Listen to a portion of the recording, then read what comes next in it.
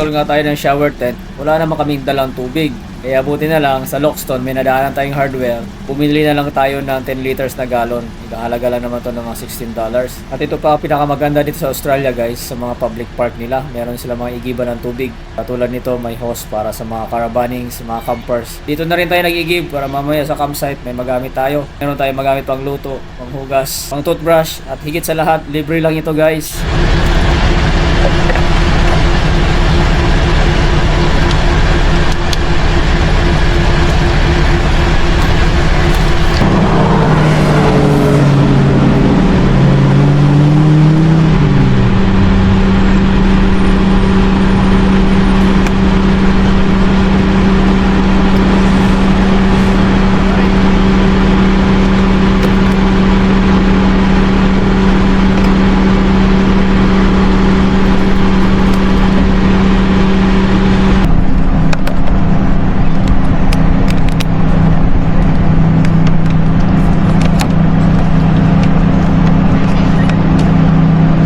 Natin tali baka lumipad eh.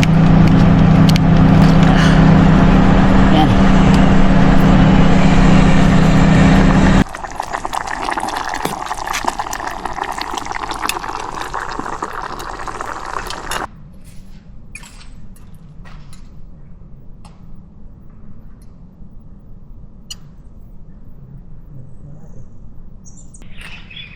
Guys, kain tayo.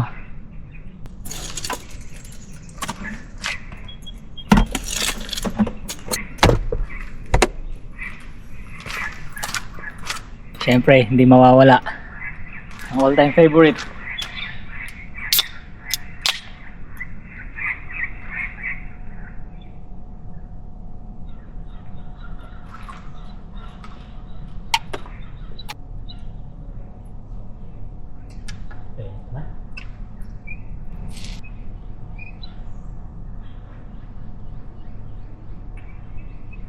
Iba na yung pwesto natin, hindi na tayo nagkabit ng awning kasi hindi na rin naman natin gagamitin, madilim na. Kanya lang kasi maaraw pa. Lumipat tayo ng pwesto. Galing doon, lumipat tayo dito.